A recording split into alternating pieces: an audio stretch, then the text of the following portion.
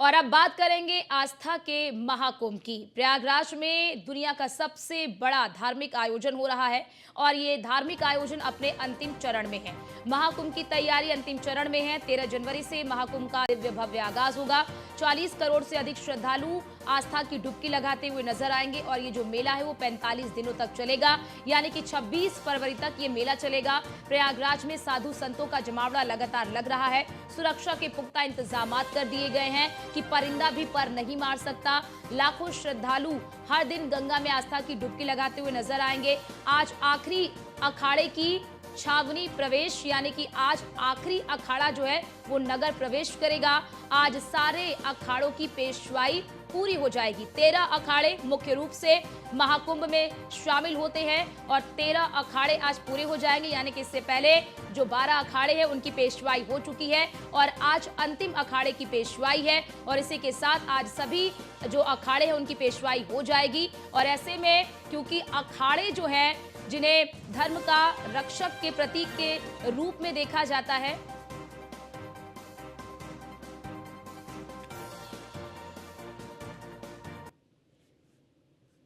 और महाकुंभ से जुड़ी हर एक तस्वीर दिखाने के लिए, हर एक जानकारी पहुंचाने के लिए हमारे साथ हमारे दो सहयोगी जुड़ चुके हैं। हमारे सहयोगी अर्चना कौशल हमारे साथ जुड़ चुकी हैं प्रयागराज से और हमारे संवाददाता मोहसिन खान भी हमारे साथ जुड़ चुके हैं। अर्चना, सबसे पहले आपके पास आना चाहूंगी, आज पूरे दिन क्या गतिविधियां रहने वाली हैं, क्योंकि कल से इस महाकुंभ का आगाज हो रहा है। 13 तारीख से भव्य दिव्य और अलौकिक महाकुंभ की शुरुआत होगी।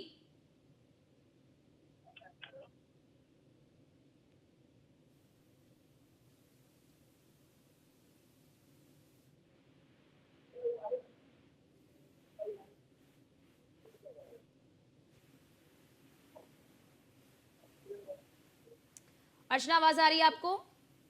जी जी। अर्चना, आपसे मेरा सवाल है कि आज पूरे दिन क्या गतिविधियां रहने वाली हैं, क्योंकि अब कल से इस महाकुंभ का आगाज होगा। 13 तारीख से भव्य दिव्य महाकुंभ का आगाज होने वाला है, तो आज क्या कुछ गतिविधियां रहने वाली हैं? पेशवाई रहेगी और पेशवाई में उसी के साथ जो है कुछ और अखाड़ों की मौजूदगी वो दर्ज करवाते हुए नजर आएंगे। और ये क्योंकि पेशवाई में खास ऐसा समय रहता है जब तमाम महामंडलेश्वर हो या फिर महंत हो, संत हो, साधु संत हो, श्रद्धालु हो, हर कोई आस्था में लीन नजर आता है। और ऐसा ही एक नजारा आज संगम की नगरी प्रयागराज में देखने को मिलेगा। उस पेशवाई की एक एक तस्वीर न्यूज़ वन इंडिया के माध्यम से दिखाएंगे। और अर्चना, उसी के साथ पिछले कल लेजर शो का उद्घाटन हुआ, आज कलाग्राम का उद्घाटन होना है, उस पर भी रहेगी हमारी नजर, उस पर भी लगातार तमाम अपडेट आपको देंगे। तो अर्चना, ये तो बात थी आज दिन की गतिविधियों की और उसके अलावा भी जो हलचल होगी वो भी आपको बताएंगे। लेकिन उसी के साथ आज के दिन की शुरुआत की अगर अर्चना बात करें, सुबह 6 बजे से हम ग्राउंड में हैं और हमें लगा था कि शायद ठंड का समय है तो लोगों से बातचीत कर पाना संभव नहीं हो पाएगा, लेकिन सुबह से ही श्रद्धालुओं का जमावड़ा लग। अर्चना, पूछते कहाँ से आए हैं, कब पहुंचे, कैसा वो यहाँ महसूस कर रहे हैं? कहाँ से आए हैं आप? जयपुर से। कैसा लग रहा है? अजी बहुत ही तगड़ा नजारा लग रहा है।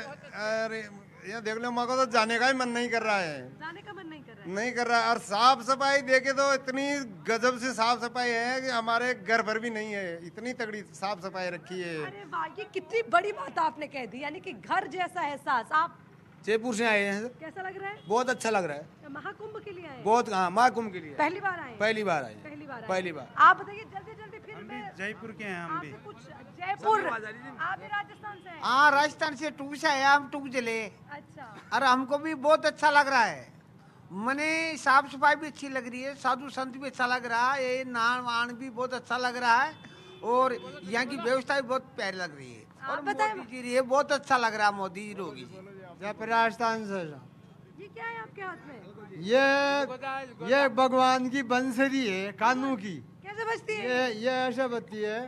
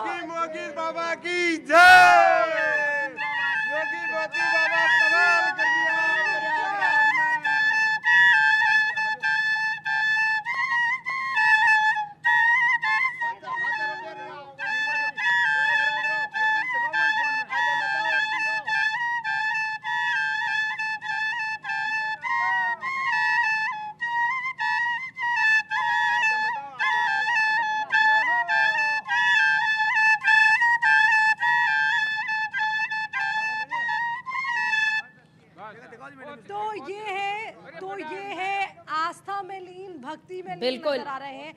आप एकदम देखिए सब भूल जाते बिल्कुल हैं बिल्कुल कि बिल्कुल अर्चना, लोग देखिए बिल्कुल आस्था में लीन नजर आ रहे हैं और इसीलिए कहा जा रहा है कि 45 दिनों तक जो प्रयागराज है वो सनातन का शक्ति केंद्र बिंदु रहने वाला है।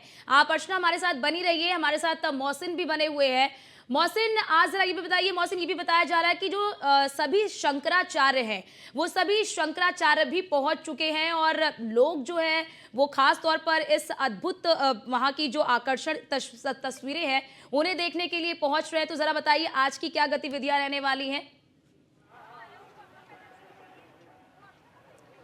देखिए बिल्कुल जाहिर तौर पर अर्चना जो सभी शंकराचार्य हैं वो महाकुंभ में पहुंच चुके हैं और आज आखिरी अखेड़े की पेशवाई भी होनी है। तो कुल मिलाकर आज की जो गतिविधियां हैं वो लगभग उसी तरह से रहेंगी। जो श्रद्धालु यहां पहुंच रहे हैं वो यहां आने के बाद में स्नान करेंगे और उसके साथ ही साथ जो यहाँ पर आस्था का सैलाब उमड़ना शुरू हुआ है उसकी मैं आपको एक बान के दिखा देता हूँ। आप मोहसिन जरा ये अपडेट दे दीजिए, क्योंकि अभी तक जानकारी मिल रही थी कि कुंभ क्षेत्र में गाड़ियों का प्रवेश हो रहा था, लेकिन अब क्योंकि कल से इसका आगाज हो रहा है तो ऐसे में लोगों को कहां से पैदल चलना पड़ रहा है, कहां पर गाड़ियों को रोक दिया जा रहा है, क्योंकि बड़ी संख्या में लोग वहां पर पहुंच रहे हैं। तो ऐसे में गाड़ियों के प्रवेश पर क्या प्रतिबंध लगा दिया गया है या अभी भी मेला क्षेत्र में गाड़ी प्रवेश कर रही है?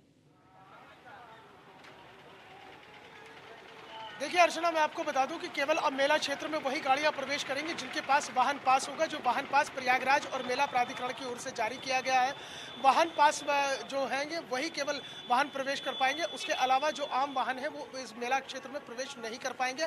और खासतौर से जो श्रद्धालु यहाँ पर पहुँच रहे हैं वो ट्रेन से या बस से यहाँ पर पहुँच रहे हैं, जो देश के अलग अलग कोनों से आ रहे हैं। तो अलग अलग क्षेत्र है, मेला क्षेत्र को चारों अगर हम देखते हैं तो चारों भाग जो इसके हैं जहाँ आने की एंट्री है उन एंट्री पर ही रोक दिया जा रहा है। अंदर ई रिक्शा भी नहीं आने दिया जा रहा है, केवल वही ई रिक्शा आ रहे हैं जिन्हें यहाँ पर आने की परमिशन दी गई है। लेकिन इस बीच में आपको एक दूसरी तस्वीर दिखाना चाहता हूँ अर्चना कि देखिए महाकुंभ जो है 2025 उसे दिव्य भव्य सुरक्षित बनाने के साथ ही साथ स्वच्छ और निर्मल बनाने की भी बहुत कोशिश हो रही है। इसी तरह से ये आप देखेंगे कि वॉलंटियर है, ये नमामि गंगे गंगा सेवक इन्हें कहा जाता है और ये गंगा सेवक वॉलंटियर जो है लगातार महाकुंभ क्षेत्र में यहाँ पर भ्रमण कर रहे हैं और चीज़ों को देख रहे हैं। ये बताइए क्या नाम है आपका? सालिकराम खमरिया। कितने लोग हैं आपके इसमें वॉलंटियर जो है जो गंगा यहाँ सेवक? पर लगभग एक सेक्टर में 350 से 400 लोग हैं प्रति सेक्टर में। जी, तो आप लोग गंगा की स्वच्छता के लिए काम करते हैं? जी, गंगा की स्वच्छता के लिए काम कर रहे हैं। यहाँ पे जितने सफाई कर्मचारी वगैरह लगे हैं उनको मॉनिटरिंग करना हमारा कर्तव्य है, इसीलिए हमको गंगा सेवा दूत कहा गया है। अच्छा, आपको गंगा सेवक दूत कहा गया है। एक चीज़ और भी है ना, क्योंकि लगातार जो कई राजनीतिक दल है वही कह रहे हैं कि गंगा विषैली हो रही है, गंगा विषैली हो रही है। गंगा विषैली होने का मूल कारण ये है कि हर जगह से देखा जाए तो नदी, नहरों और गांव के जितने यहाँ पे शहर के जितने कचरा है सब जाकर के कहीं न कहीं सीवर जोड़ दिए हैं गंगा में, तो विषैली तो होना ही है। लेकिन फिर भी आप कोशिश करते हैं कि उसे स्वच्छ और निर्मल। प्रयास करते हैं, प्रयासरत हैं, हर जगह से प्रयासरत हैं कि गंगा को स्वच्छ और निर्मल बनाया जाए। बिल्कुल, देखिए जाहिर तौर पर अर्चना यहाँ एक बहुत बड़ा कर्तव्य ये भी बन जाता है हर एक इंसान का, क्योंकि कहीं ना कहीं हम लोग जो है जो खिलवाड़ कर रहे हैं प्रकृति के साथ और जो हम माँ गंगा के साथ खिलवाड़ कर रहे हैं उसमें कहीं ना कहीं हम और आप भी दोषी हैं। तो ऐसे में हम लोगों को भी जागरूक होना होगा। न्यूज़ 1 इंडिया ये सभी लोगों से अपील करता है कि आप गंगा को स्वच्छ, निर्मल और बनाने के लिए जो है आप कोशिशें करें और इस तरह से जो भी गंदगी है वो अपना कूड़ा करकट जो है इस तरह से ना बहाएं, क्योंकि बड़ी बात निर्मल और मोहसिन, स्वच्छ क्योंकि आपने भी जैसा कि जिक्र भी किया कि बहुत जरूरी हो जाता है कि पर्यावरण के साथ संतुलन बनाकर, क्योंकि जब भी इस तरह का कोई बड़ा आयोजन होता है तो ये बेहद जरूरी होता है कि आयोजन जो हो रहा है वो पर्यावरण के साथ संतुलन बनाकर हो। पर्यावरण को क्षति पहुंचाकर कोई भी आयोजन नहीं किया जा सकता।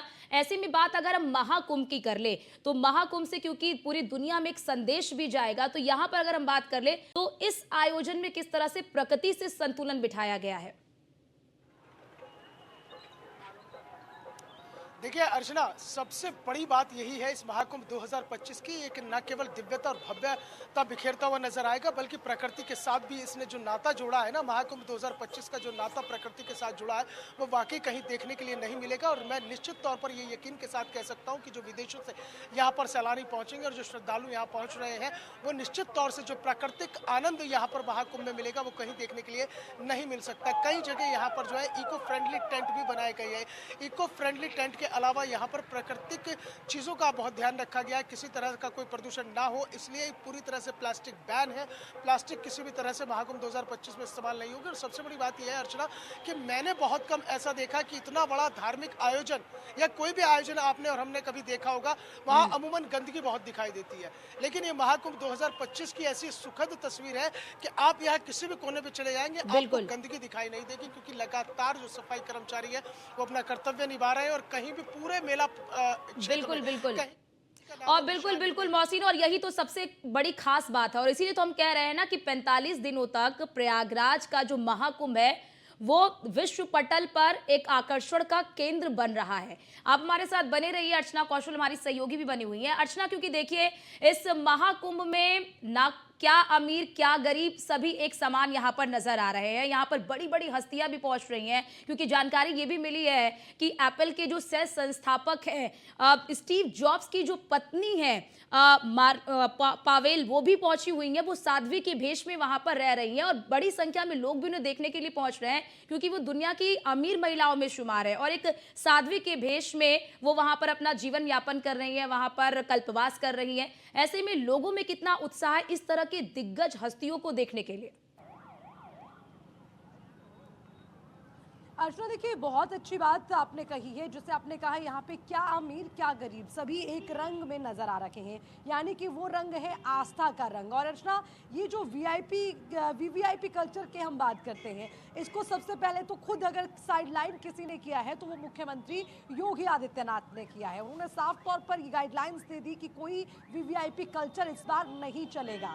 सबसे बड़ी चीज़ ये। और दूसरी बात आपने ये भी कही कि जिस तरह से आपने जिक्र किया कि विदेशों से लोग पहुंचते हैं, और आज जो एक खासियत यहाँ पर पवेल की बात आपने की, वो साध्वी लिबास में नजर आएंगी और यहाँ पर रहेंगी। जिस तरह से तमाम साध्वी साधु संत यहाँ पर अपना जीवन व्यतीत करते हैं, उसी तरह से वो भी यहाँ पर समय बिताने के लिए पहुंची हैं। हालांकि देखिए अर्चना, बड़ी महत्वपूर्ण बात ये हो जाती है कि ये सिर्फ एक कहने के लिए खबर भर नहीं है, बल्कि ये एक संदेश है कि जहां हम रह रहे हैं वहां से विदेशों की धरती में इसकी गाथा गाई जा रही है, या इसका परिचय वहां पर दिया जा रहा है और उसकी जीती जागती तस्वीर होगी ये तस्वीर। और देखिए ये माना जाए तो जिस तरह का उनका स्टेटस है, जिस स्टेटस सिंबल से वो आते हैं, बावजूद उसको साइडलाइन करते हुए एक साध्वी लिबास में जब वो नजर आएंगी तो ये मुझे लगता है कि एक बहुत बड़ा संदेश यहाँ से जाएगा। और ऐसी कई तस्वीरें हैं जो इस महाकुंभ को और भी दिव्य भव्य और खास बनाने के लिए ऐसी मतलब उसकी ये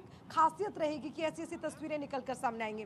और अर्चना भी आप रुकिए, थोड़ा दिन और चढ़ेगा तो लगातार हम कुछ और तस्वीरें, कुछ और अद्भुत रंग यहाँ से आपको दिखाएंगे संगम की नगरी से। बिल्कुल, जिसको देखने के लिए शायद हम यहाँ पहुंचे, जो लोग नहीं पहुंच पाए हैं वो न्यूज़ वन इंडिया के माध्यम से तमाम तस्वीरें देख पाएंगे। तो ये आज खास रहेगा, वो पेशवाई खास रहेगी और खास रहेंगी ये अलग अलग बातें जो निकल कर आ रही हैं। चाहे वो कोई साध्वी के लिबास में यहाँ आकर अपनी वो हैसियत भूल जाएगा, या फिर वो जिस वीवीआईपी कल्चर में रहते हैं उसको भूल जाएगा, एक सादा जीवन व्यतीत करते हुए। बिल्कुल अर्चना, और कहीं ना कहीं ये उनके लिए एक उदाहरण भी होगा जो अपना पूरा जीवन भौतिक सुविधाओं में कह लीजिए एक तरह से समर्पित कर देते हैं। उनके लिए कहीं ना कहीं ये एक नजीर भी बनेगा। बहुत शुक्रिया अर्चना आपका और मोहसिन आपका हमारे साथ जुड़ने के लिए, तमाम तस्वीर तमाम जानकारी हमारे दर्शकों तक पहुंचाने के लिए कि किस तरह से आस्था के इस महाकुंभ में हर कोई जो है वो सराबोर नजर आ रहा है और बड़ी संख्या में वहां पर जो श्रद्धालु हैं वो पहुंच रहे हैं और बहुत उत्साह है। हम कह रहे हैं ना, कोहरा है, ठंड है, भीषण ठंड है, कड़कड़ाती ठंड है, कोई असर नहीं किसी भी श्रद्धालु पर।